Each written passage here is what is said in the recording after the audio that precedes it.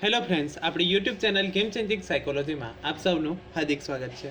આજના વિડીયોમાં આપણે આવનારી જે ફિલ્ડ ઓફિસરની પરીક્ષા છે તે ઉપરાંત જીસેટ, ટેટ ટાટ જેવી પરીક્ષાઓમાં મનોવિજ્ઞાનના વારંવાર પૂછાતા મોસ્ટ આઈએમપી એમસીક્યુની આપણે આજના વિડીયોમાં ચર્ચા કરીશું. આ વિડીયો નંબર 1 છે. તો આવનારી જે ફિલ્ડ ઓફિસરની પરીક્ષા છે એના માટે મનોવિજ્ઞાનના જે અગત્યના પ્રશ્ન પૂછાય છે તો એની ચર્ચા કરીશું. તો બેઝિક પ્રશ્નથી સૌપ્રથમ શરૂઆત કરીએ. ફર્સ્ટ પ્રશ્ન છે, મનોવિજ્ઞાન એટલે કે સાયકોલોજી શબ્દ કઈ ભાષામાંથી ઉતરી આવ્યો છે? તો સાચો જવાબ આવે છે ગ્રીક ભાષા પરથી ઉતરી આવ્યો છે. બીજો પ્રશ્ન પૂછાઈ શકે, જે ગ્રીક ભાષા પરથી ઉતરી આવ્યો છે તો સાયકી પ્લસ લોગોસનો બનેલો શબ્દ છે, એટલે કે જે સાયકોલોજી શબ્દ છે એ મૂળ ગ્રીક ભાષા પરથી ઉતરી આવ્યો છે, જેનો અર્થ થાય છે સાયકી પ્લસ લોગોસ. તો સાયકીનો અર્થ એટલે શું? તો સાયકી એટલે આત્મા અને લોગોસ એટલે વિજ્ઞાન. તો આત્માનો અભ્યાસ કરનાર વિજ્ઞાન એટલે મનોવિજ્ઞાન. તો અહીંથી 2 થી 3 ક્વેશ્ચન પૂછાઈ શકે છે. મનોવિજ્ઞાન સાયકોલોજી શબ્દ કઈ ભાષા પરથી ઉતરી આવ્યો છે? તો ગ્રીક ભાષા પરથી ઉતરી આવ્યો છે. કયા 2 શબ્દ? તો સાયકી પ્લસ લોગોસ. સાયકીનો અર્થ શું થશે? તો સાયકી એટલે આત્મા અને લોગોસ એટલે વિજ્ઞાન. તો આ યાદ રાખવાનું છે. ત્યાર પછીનો પ્રશ્ન ખૂબ જ અગત્યનો પ્રશ્ન છે, મનોવિજ્ઞાનના પિતા તરીકે કોણ ઓળખાય છે? તો સાચો જવાબ આવે છે વિલ્હેમ વુન્ટને મનોવિજ્ઞાનના પિતા તરીકે ઓળખવામાં આવે છે. શા માટે? તો જર્મનીના લિપ્સિંગ શહેરમાં 1879માં સૌપ્રથમ મનોવિજ્ઞાનની પ્રયોગશાળાની શરૂઆત કરી હતી અથવા તો સ્થાપના કરી હતી. એના કારણે મનોવિજ્ઞાનના પિતા તરીકે વિલ્હેમ વુન્ટને ઓળખવામાં આવે છે. તો આ યાદ રાખવાનું છે, મનોવિજ્ઞાનના પિતા તરીકે કોને ઓળખવામાં આવે છે? તો વિલ્હેમ વુન્ટને. ત્યાર પછીનો પ્રશ્ન છે, સૌપ્રથમ મનોવિજ્ઞાનની પ્રયોગશાળા કોણે અને ક્યાં સ્થાપી? આ પણ અગત્યનો પ્રશ્ન છે. સૌપ્રથમ મનોવિજ્ઞાનની પ્રયોગશાળા કોણે અને ક્યાં સ્થાપવામાં આવી હતી? તો સાચો જવાબ આવે છે વિલ્હેમ વુન્ટ દ્વારા 1879માં જર્મનીના લિપ્સિંગ શહેરમાં સૌપ્રથમ મનોવિજ્ઞાનની પ્રયોગશાળાની સ્થાપના કરવામાં આવી. આના કારણે જ મનોવિજ્ઞાનને વિજ્ઞાન તરીકેનો દરજ્જો મળ્યો. તો અહીંથી પણ પ્રશ્ન પૂછાઈ શકે છે. બીજી રીતે પ્રશ્ન પૂછાઈ શકે કે મનોવિજ્ઞાનને વિજ્ઞાન તરીકેનો દરજ્જો ક્યારથી મળ્યો? તો 1879માં જ્યારે વિલ્હેમ વુન્ટ દ્વારા મનોવિજ્ઞાનની પ્રથમ પ્રયોગશાળાની સ્થાપના કરવામાં આવી ત્યારથી મનોવિજ્ઞાનને વિજ્ઞાન તરીકેનો દરજ્જો મળ્યો હતો. ત્યાર પછીનો પ્રશ્ન છે, મનોવિજ્ઞાનને વર્તનનું વિજ્ઞાન એટલે કે સાયન્સ ઓફ બિહેવિયર તરીકે કોણે ઓળખાવ્યું? અગત્યનો પ્રશ્ન છે. મનોવિજ્ઞાનને વર્તનનું વિજ્ઞાન તરીકે કોણે ઓળખાવ્યું? Science of behaviour. તો સાચો જવાબ આવે છે જેબી વોટ્સને વર્તનનું વિજ્ઞાનને વિજ્ઞાન તરીકે ઓળખાવ્યું. તો આ અગત્યનો પ્રશ્ન છે.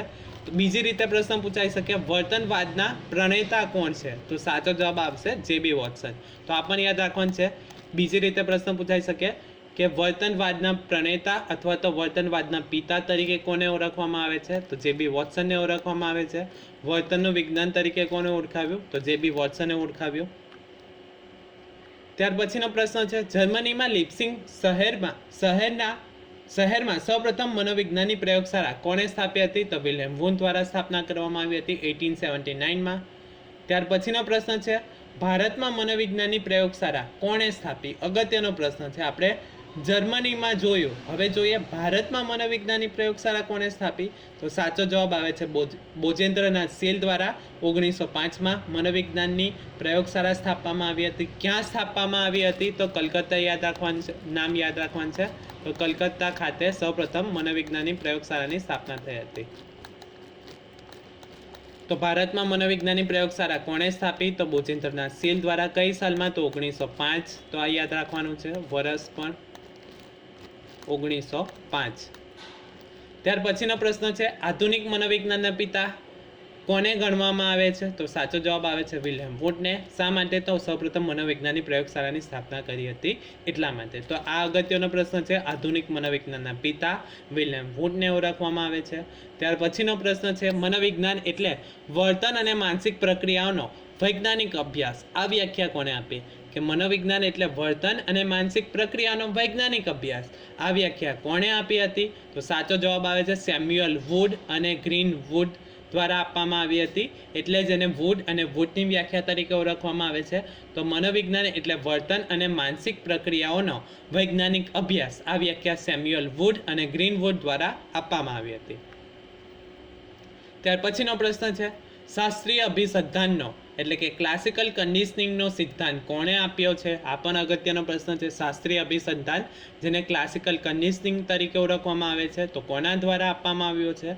તો ઇવાન પેટ્રોવિચ પાવલો જે રશિયન મનોવૈજ્ઞાનિક હતા એમના દ્વારા શાસ્ત્રીય અભિસંધાનનો સિદ્ધાંત આપવામાં આવ્યો હતો. તેમણે કૂતરા ઉપર પ્રયોગ કર્યો હતો તો અભિસંધાનનો પ્રયોગ તો એ યાદ રાખવાનું છે. શાસ્ત્રીય અભિસંધાન ક્લાસિકલ કન્ડિશનિંગ સિદ્ધાંત કોણે આપ્યો હતો? તો ઇવાન પેટ્રોવિચ પાવલો દ્વારા આપવામાં આવ્યો હતો તો એ યાદ રાખવાનું છે. ત્યાર પછીનો પ્રશ્ન છે કારક અભિસંધાનનો ઓપરેન્ટ કન્ડિશનિંગ સિદ્ધાંત કોણે આપ્યો છે? તો આ પણ યાદ રાખવાનું છે. BF સ્કિનર દ્વારા કારક અભિસંધાનનો સિદ્ધાંત આપવામાં આવ્યો હતો. તો અહીંયા કન્ફ્યુઝ ન થતા શાસ્ત્રીય અભિસંધાન તો ઇવાન પેટ્રોવિચ પાવલો અને કારક અભિસંધાન પૂછે તો સ્કિનરને ઓળખવામાં આવે છે. એટલે કે કારક અભિસંધાનનો સિદ્ધાંત BF સ્કિનર દ્વારા આપવામાં આવ્યો છે. BF સ્કિનરે ઉંદર અને કબૂતર ઉપર પ્રયોગો કર્યા હતા તો યાદ રાખવાનું છે કારક અભિસંધાનનો સિદ્ધાંત BF સ્કિનર દ્વારા.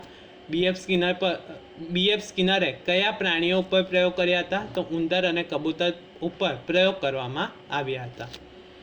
ત્યાર પછીનો પ્રશ્ન છે પ્રયત્ન અને ભૂલ ટ્રાય એન્ડ એરર દ્વારા શિક્ષણનો સિદ્ધાંત કોણે આપ્યો? આ પણ અગત્યનો પ્રશ્ન છે. પ્રયત્ન અને ભૂલ દ્વારા શિક્ષણનો સિદ્ધાંત કોણે આપ્યો? તો સાચો જવાબ આવે છે થોર્નડાઇકે બિલાડી ઉપર પ્રયોગ કર્યો હતો. તો આ યાદ રાખવાનું છે પ્રયત્ન અને ભૂલ ટ્રાય એન્ડ એરર દ્વારા શિક્ષણનો સિદ્ધાંત કોણે આપ્યો છે? તો થોર્નડાઇક દ્વારા આપવામાં આવ્યો છે. તેમણે બિલાડી ઉપર પ્રયોગો કર્યા હતા.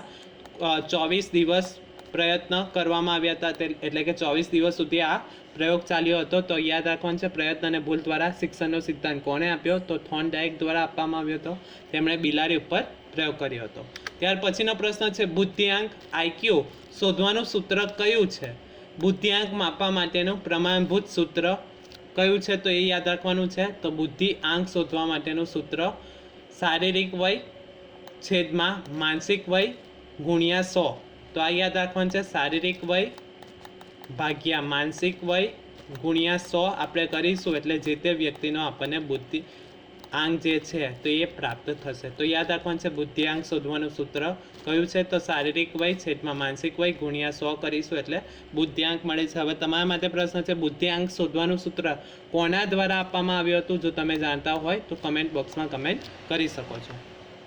ત્યાર પછીનો પ્રશ્ન છે સૌપ્રથમ બુદ્ધિ કસોટી કોણે રચી હતી? આ પણ અગત્યનો પ્રશ્ન છે કે સૌપ્રથમ બુદ્ધિ કસોટી કોના દ્વારા રચવામાં આવી હતી? તો સાચો જવાબ આવે છે બીને અને સાયમન દ્વારા સૌપ્રથમ બુદ્ધિ કસોટીની રચના કરવામાં આવી હતી. તો આ પણ અગત્યનું છે બીને અને સાયમન દ્વારા સૌપ્રથમ બુદ્ધિ કસોટીની રચના કરવામાં આવી હતી. ત્યાર પછીનું અગત્યનું ટેબલ છે અલગ અલગ અવસ્થા એટલે કે નિંદ્રા અવસ્થા અલગ અલગ છે તો એ દરમિયાન કયા કયા પ્રકારના મોજાઓ અથવા તો તરંગોની અનુભૂતિ થાય છે અથવા તો જોવા મળે છે? તો સૌપ્રથમ છે જાગ્રત અવસ્થા. તો વ્યક્તિ જ્યારે જાગ્રત અવસ્થામાં હોય ત્યારે આલ્ફા કિરણો અથવા તો આલ્ફા તરંગો જે છે તો એ જોવા મળે છે. એટલે કે જાગ્રત અવસ્થા દરમિયાન આલ્ફા તરંગો અથવા તો મોજાઓ જોવા મળે છે. નિંદ્રાની ગાઢતાનો પ્રથમ તબક્કો જ્યારે જોવા મળે છે ત્યારે થીટા તરંગો જોવા મળે છે. NREM તો અહીંથી ફૂલ ફોર્મ પણ યાદ રાખવાનું છે. તો NREM નું ફૂલ ફોર્મ શું થશે? તો નોન રેપિડ આઈ મૂવમેન્ટ. તો આ યાદ રાખવાનું છે. અને REM એટલે રેપિડ આઈ મૂવમેન્ટ. તો યાદ રાખવાનું નોન રેપિડ આઈ મૂવમેન્ટ અને રેપિડ આઈ મૂવમેન્ટ તરીકે ઓળખવામાં આવે છે. નિંદ્રાની ગાઢતાનો દ્વિતીય તબક્કો એટલે કે બીજો તબક્કો તેમાં ત્રાક સ્વરૂપના મોજાઓ જોવા મળે છે. ત્યારબાદ નિંદ્રાની ગાઢતાનો તૃતીય તબક્કો ત્યારે ડેલ્ટા તરંગો જોવા મળે છે. અને નિંદ્રાની ગાઢતાનો ચતુર્થ તબક્કો જે છે તો એમાં કોઈ તરંગો જોવા નથી મળતા. તો યાદ રાખવાનું છે જાગ્રત અવસ્થા દરમિયાન કયા તરંગો જોવા મળે છે? તો આલ્ફા તરંગો જોવા મળે છે. નિંદ્રાની ગાઢતાનો પ્રથમ તબક્કો જે છે ત્યારે કયા તરંગો જોવા મળે? તો થીટા તરંગો જોવા મળે છે. ત્યારબાદ નિંદ્રાની ગાઢતાનો દ્વિતીય તબક્કો તો ત્રાક સ્વરૂપના મોજા જોવા મળે છે. નિંદ્રાની ગાઢતાના તૃતીય તબક્કામાં ડેલ્ટા તરંગો જોવા મળે છે. તો આ અગત્યનું છે. હવે આવનારી જે ફિલ્ડ ઓફિસરની પરીક્ષા છે તો એ અંતર્ગત મનોવિજ્ઞાન સમાજશાસ્ત્ર તેમજ સમાજ કાર્યના જે વિડીયો જે છે તો એ આપણી યુટ્યુબ ચેનલ પર પ્લેલિસ્ટમાં તમે પ્રોબેશન ઓફિસરના જે વિડીયો છે તો એ તમે જોઈ શકો છો. સિલેબસ લગભગ સેમ જ છે એટલે એ બધા વિડીયો તમને ઇઝીલી મળી રહેશે અને એ તમારી પરીક્ષા માટે પણ અગત્યના સાબિત થશે. એ ઉપરાંત ટેટની આવનારી પરીક્ષાઓ માટેના પણ વિડીયો તમે પ્લેલિસ્ટમાંથી જોઈ શકો છો. તો મનોવિજ્ઞાનના અગત્યના T20 પ્રશ્નોની જે સિરીઝ ચાલુ કરી હતી તો એ પણ ફિલ્ડ ઓફિસર માટે અગત્યની સાબિત થઈ શકે છે. એ ઉપરાંત સોશિયોલોજીના પણ ઘણા બધા વિડીયો અવેલેબલ છે, તો તમે એ તમામ વિડીયો જોઈ શકો છો. આશા રાખું છું કે તમને આ વિડીયોમાં સમજ પડી ગઈ હશે, અને જો તમને આ વિડીયો પસંદ પડ્યો હોય તો વધુમાં વધુ લાઇક કરો, શેર કરો અને અમારી ચેનલને સબસ્ક્રાઈબ કરો. Thank you.